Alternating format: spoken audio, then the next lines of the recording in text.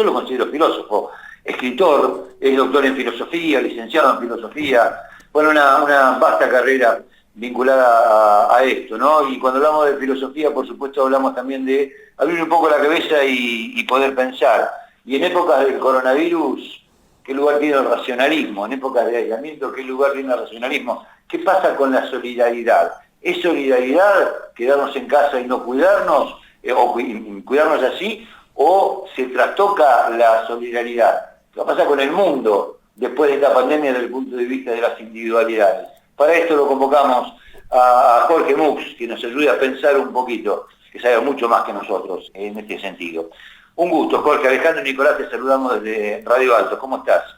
Hola, ¿qué tal? Bueno, gracias. En realidad vamos a pensar entre todos porque tampoco, como yo te decía, no soy especialista en estos temas, sino que específicamente esto no es un tema que yo haya estudiado, pero desde luego nos toca a todos y bueno, algo tendremos para decir. Sin lugar a dudas, que tenemos muchas cosas para decir y tenemos muchas cosas para pensar en el después, ¿no? Porque en algún momento la cuarentena se va a levantar, en algún momento la pandemia dejará de ser pandemia y quedará el coronavirus como una gripe más, como una enfermedad más que se llevará alguna vida seguramente. Pero ¿va a cambiar nuestra forma de vivir? Desde mi punto de vista, al menos soy bastante pesimista. Me parece que no va a cambiar absolutamente nada, que nos vamos a reacomodar a otro periodo de normalidad, que el mundo en general se va a reacomodar. Lo que vamos a ver es un redireccionamiento de ciertas redes amplias de poder de las que nosotros no tenemos acceso. Por ejemplo, quizás cambien algún tipo de hegemonía en el mundo, pero en lo que hace a nuestra vida cotidiana o en lo que hace a lo que nos toca para vivir no va a cambiar demasiado. Al menos esa es mi suposición al respecto. Hay dos líneas últimamente que han estado pensando al respecto. Una es del filósofo Slavoj Žižek, quien dice que el coronavirus fue una especie de golpe mortal al capitalismo. Y luego hay una línea de un filósofo surcoreano, Byung-Chul Han, quien dice exactamente lo contrario. Que en realidad el coronavirus no va a generar ningún cambio, no va a generar parate, va a generar un cambio de ciertas redes de poder, pero en definitiva se va a salir, digamos, más individualistas, más pobres, e incluso aquellos que son poderosos con más poder.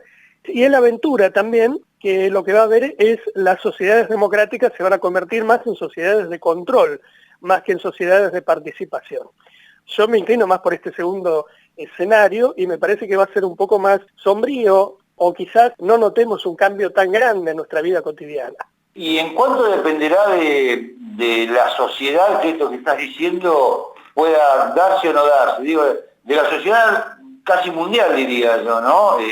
En cuanto al planteo que haces. Porque evidentemente me parece a mí, esto nos cambia desde el punto de vista individual, nos da un impacto absolutamente diferente al mundo en general, a la seguridad que podemos tener en el mundo. En cuanto a las enfermedades se refiere, cualquier cosa nos mata rápidamente, ¿no? Nos vuelve a ser muy débiles, aún a los que tienen mucho. ¿Y esto no nos condiciona de ninguna manera en el pensamiento a futuro? Probablemente sí. Lo que pasa es que en realidad lo que ha hecho este momento fue poner en evidencia algo que ya existía, digamos que filosóficamente uno ve que está siempre al borde de la muerte.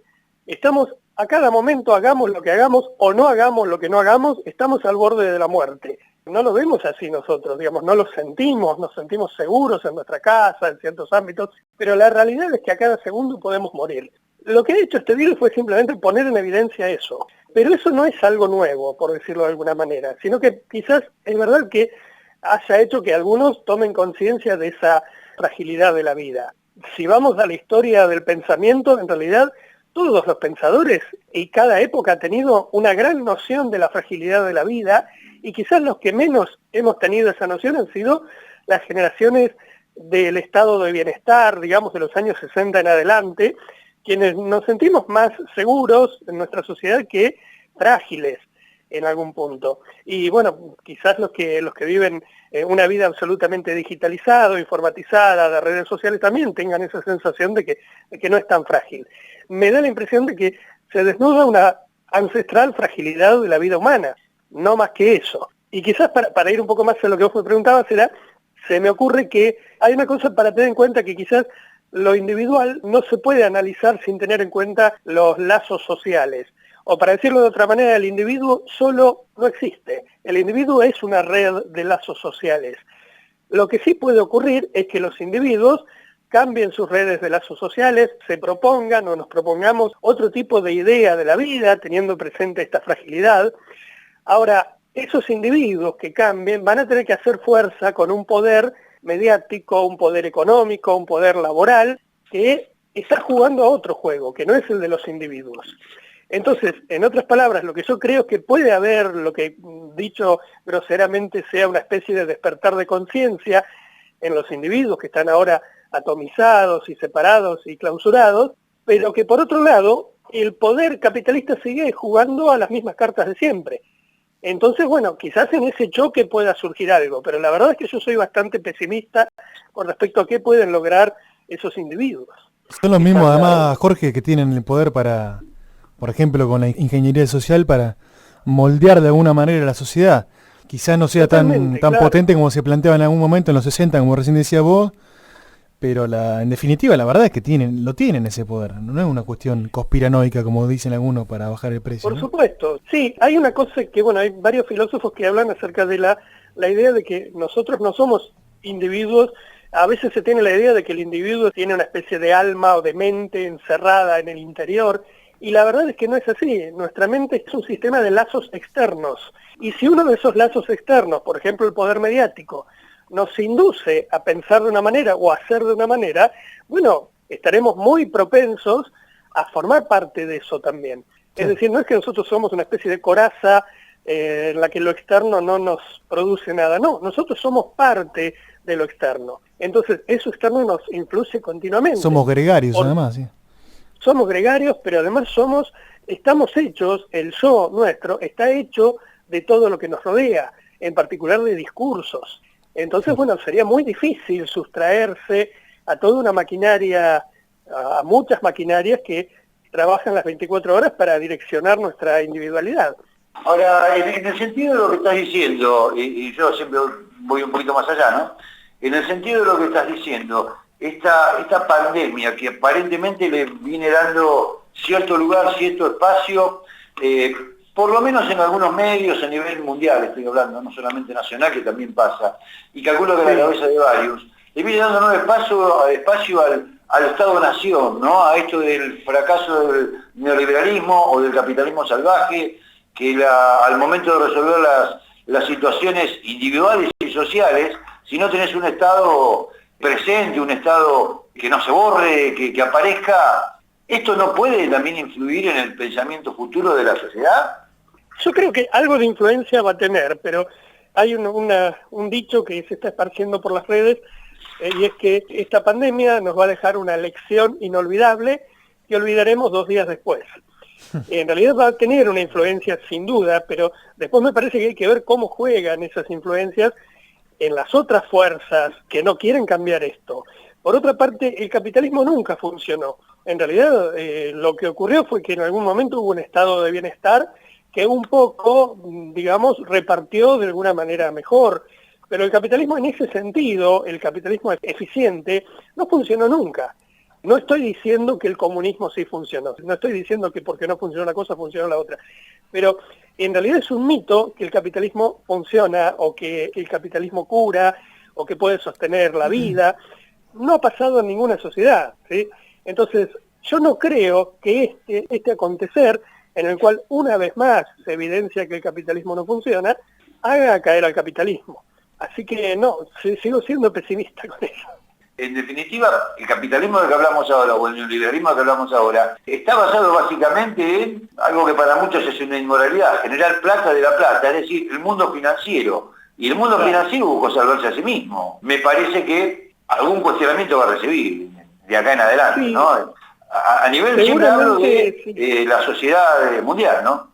Sí, yo no veo, por ejemplo, por decirlo brevemente, en ningún medio que se esté cuestionando eso. Sí veo, sí, sujetos atomizados que están cuestionando eso, pero no veo que haya un movimiento que vaya más allá de los sujetos, qué sé yo, gente que se enoja en Facebook o cosas por el estilo. Necesitamos una especie de movimiento superador para eso, y después hay que hacer jugar una correlación de fuerzas para saber si eso puede modificar algo o no. Así que bueno, también eso es algo que habría que ver. Desde el punto de vista individual o familiar o de lo más cercano, ¿vos crees que va a haber algún cambio en nuestras conductas a partir de la pandemia? Digo, esto de juntarnos, darnos el abrazo, el beso, tomar un café, venirte a casa o vamos a la pileta o vamos a tal lugar.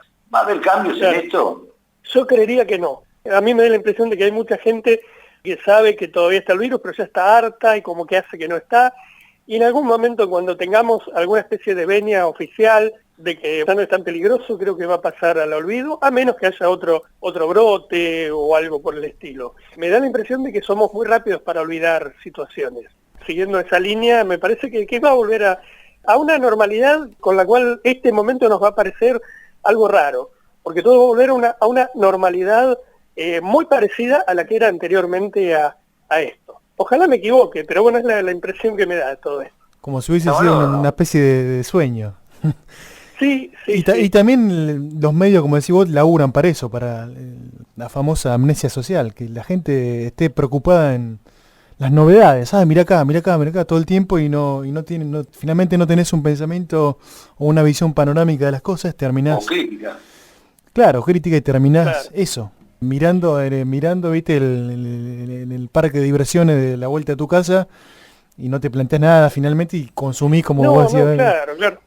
Hay un dato que a mí me parece interesante, por supuesto no lo pude evaluar objetivamente, pero un dato que me dio a entender cómo puede ser algo a partir de esta pandemia. Una de las cosas que ha ocurrido es que la gente que cree en energías cuánticas, en cuestiones místicas, al principio de esta pandemia ponía muchas cosas como, nos vamos a sentar a meditar y vamos a patear a este virus, vamos a hacer...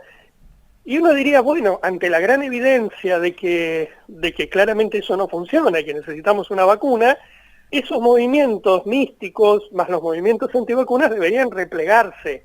Y no se han replegado. Yo noto que se sigue con eso, al contrario, parece que han recrudecido. Entonces da la impresión de que la evidencia no es suficiente.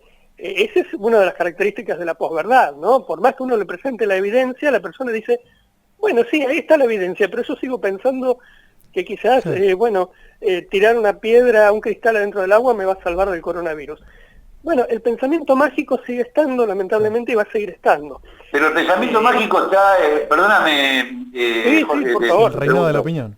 El pensamiento mágico, ¿vos lo ves mayoritariamente en la sociedad? A mí me parece que la sociedad tiende a ser más racional en cuanto a esto que estamos hablando. Puede ser que haya una buena parte de la sociedad que así lo sea, pero tampoco veo que otra parte que suele creer de buena fe en el pensamiento mágico, que haya puesto, digamos, en duda eso. De decir, no nos estamos curando, al contrario, esto está avanzando. No veo que haya una duda, sino al contrario, veo que haya como una especie de reafirmación en esa fe. Y eso me daría una pauta de que aparentemente no habría un cambio de conciencia, si es lo que suponemos que puede ocurrir. Por otra parte, haciendo un análisis, ya que nos ponemos técnicos, de como diría, la escuela de Frankfurt, diría que el racionalismo a ultranza también nos llevó a Auschwitz, por ejemplo, ¿no? Por poner lo que decían ellos. Sí. Entonces, claro, depende cómo lo veas y cuál sea tu posición, vas a determinar de una manera u otra.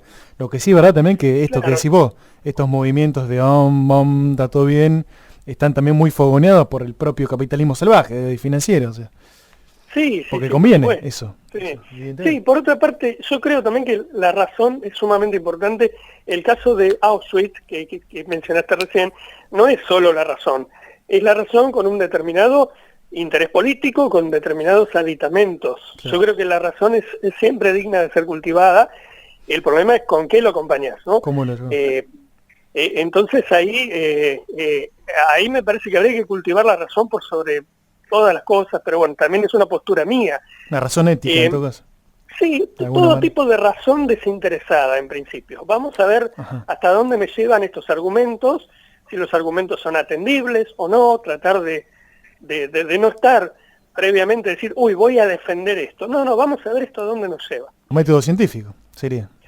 Claro, algo arrancando al estilo método científico. Todos estamos muy apegados a ciertas creencias, no necesariamente ni religiosas ni nada por el estilo, pero estamos apegados a ciertas creencias que nos condicionan el aceptar o rechazar determinados argumentos. Pero bueno, habría que suavizar eso quizás. En un sentido más o menos pesimista como lo estás definiendo vos, entonces entendés que no va a haber grandes cambios ni en el pensamiento, ni en la política mundial, ni en la filosofía, sino que todavía se puede fortalecer más el sistema en el que estamos inmersos hasta ahora, que claramente está dejando a la mayor parte de la población afuera de todo, ¿no? Al margen. Sí, exactamente, esa es mi visión. Yo coincido, lamentablemente. Bueno, excelente.